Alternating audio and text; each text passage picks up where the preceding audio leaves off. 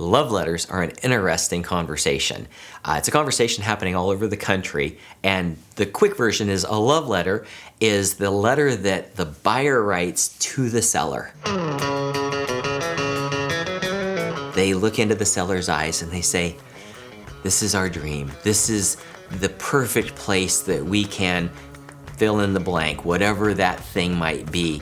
It's right around the corner from grandma. It's right around the corner from where I grew up. It's all of the things that are, generally speaking, fair housing violations that you wouldn't want to tell somebody because it might motivate or incentivize a seller to say something or make a decision based upon a factor that they shouldn't be considering. When they're looking at an offer, they should be considering the offer itself. Does this offer work for me? Not who's writing the offer, where are they from, what do they look like, what do they believe. Those are things we don't decide on. Those are not things that we do.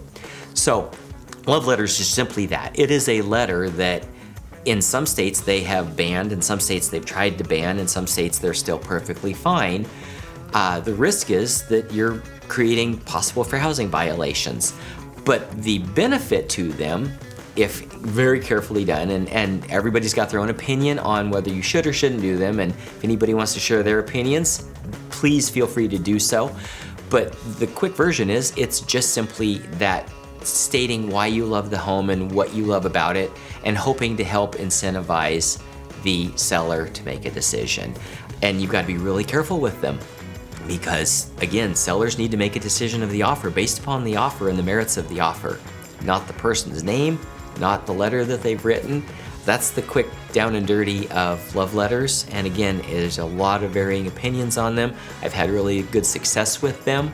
If you end up in a place where you're sitting side by side with another offer that is equal, I mean, there's times where you'll have absolutely side by side equal offers. And sometimes the seller, that may be a motivator to make a decision one way or the other. And again, they have to be so careful about that decision. But with love letters, the love letter needs to match the offer as well. Because if you write this love letter about painting this amazing picture of how much this is your dream home, and then you write an offer that doesn't say the same thing, those don't match. And that's where you also need to be careful. If you're gonna write a love letter, the offer that you write, that better match the love that you're showing them in a letter form.